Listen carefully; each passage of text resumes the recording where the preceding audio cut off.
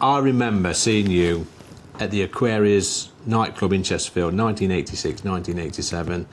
You came on and I laughed from start to finish, and your act would be described as a man playing an effeminate man. I don't know if we can say that these days. It was let's just see a clip right now from Duncan back in the day.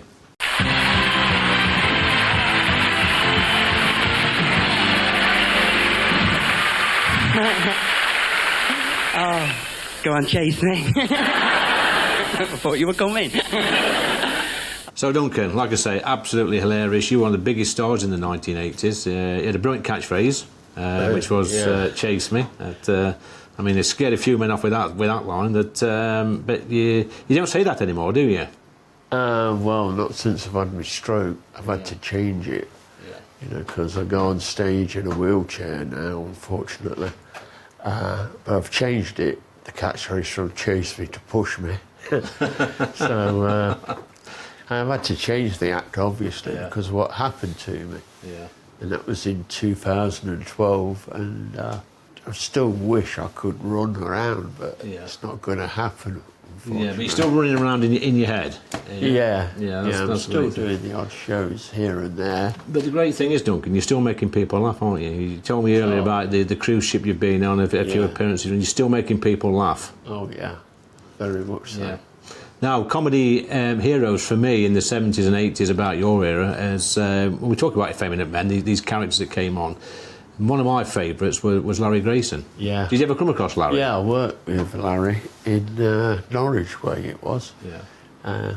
And he just, I met him at rehearsal first, and he just said, they said, "Do you need any props, Larry?" And he just said, "No, just give me a door that opens now and then, and a chair."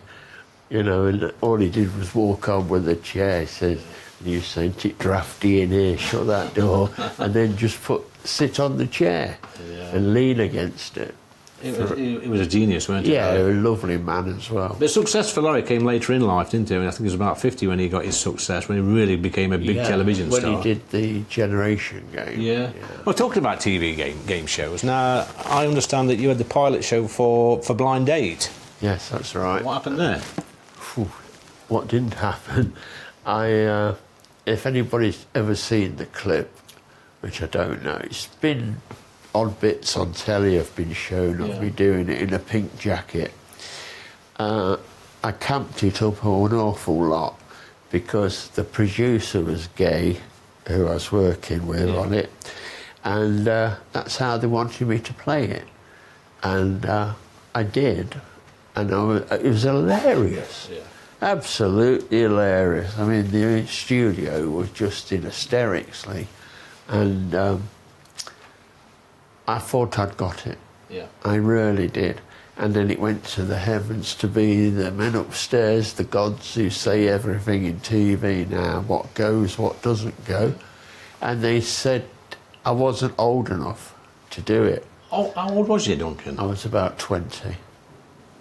And they were looking for an older host, and that Max Bridegraves came into the reckoning, and then Scylla seen the pilot that I did, and she said, "Oh, I'd love to do that," and she knew it was a hit. We all did, and but I think I should have had it. The guy called Marcus Plantin was one of the producers, and what a lovely man he is, you know. And I know his wife well, Kate, and they both said to me that, well, the other day I was with Kate at a Water Rats function, and she said to me, "You should have got that, Duncan." Back then, Marcus even said that, but it was out of his power.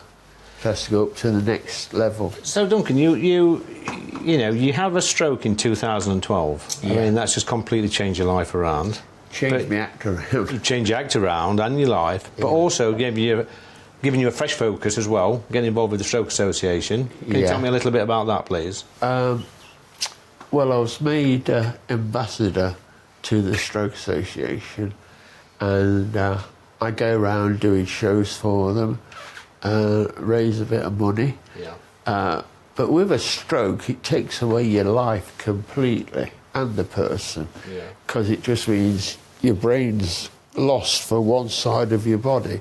If you have a stroke in your right hand side, it affects your left, Yeah. and vice versa.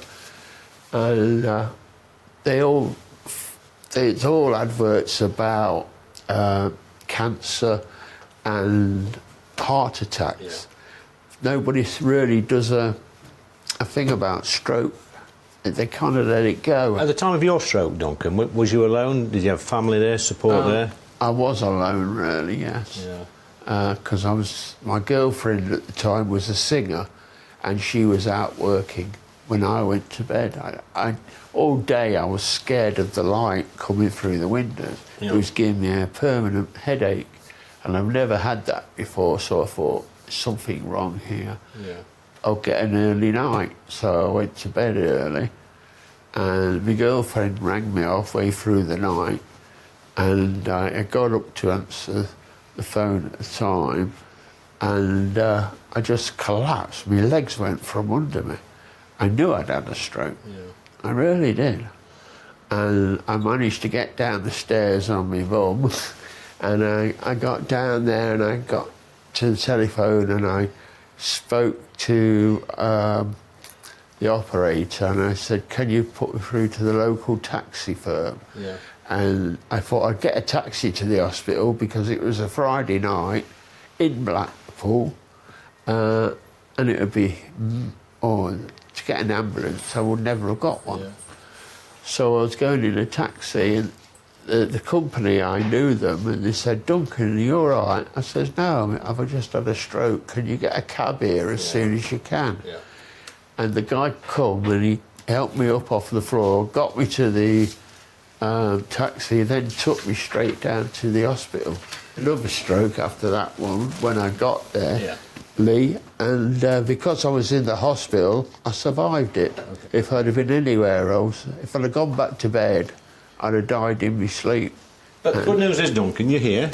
Yeah, you're well, on GB News, and I need your help now. Okay. It's a great story you've told me. We have something on the show called Wokey of the Week, where we look at the most woke people or woke organisations, and you're going to help me judge this. So the first one we've got is the NHS. It loses 26,000 working hours to its staff attending woke events, as waiting lists soar to a record 7.4 million. Now, I don't know about you, but I think that's an absolute scandal.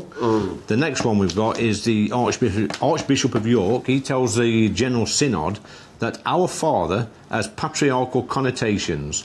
The Lord Prayer opening may be problematic, says the Archbishop. What a load of nonsense that is. What do you think of that one? Yeah, it's like me. I could have got in the choir. Would you? Would he have let me in? Oh, I don't know. Hey? The NHS, obviously, staff attending woke events. Yeah. We've got another one. Number 3 is James O'Brien, LBC presenter. Yeah. He's been on again this week, having a go at me and my friends in Parliament. Yeah. He's a bit of a journalistic nuisance. He's got a face like a slap. Basically, all he does is just go on there and rants and raves. Talking through it as well, yeah. I think, with that. So, I mean, James always makes an appearance on Wokey of the Week, bless him. And so, it's what we're going to have this week, Duncan. Is it the NHS for wasting 26,000 working hours on woke events? Is it the Archbishop of York for talking about the word Our Father in the Lord's Prayer, or is it going to be James O'Brien? I've always been brought up Our Father. Yes. And I think I think you're right. Me, yeah, it's Our Father. Well, there you go, Duncan. This week's winner is the Archbishop of York. And here's the trophy. I'm going to show that there. Oh, thank you very much. Well done, Archbishop. Coming up after the